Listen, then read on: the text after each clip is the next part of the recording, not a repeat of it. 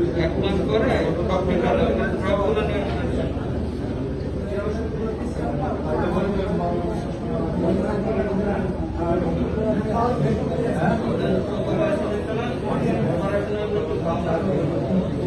কিরকম আপনাদের কিরকম লাগতেছে এখন সমস্যা নেই তো?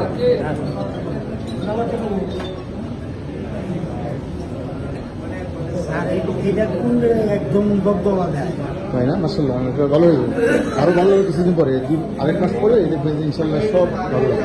একদম এটা আপনারা বলা বলি করলে হবে কি আগামী বছর আমরা আমল করবো। যাদের সমস্যা আছে আমাদের দেখা দিকে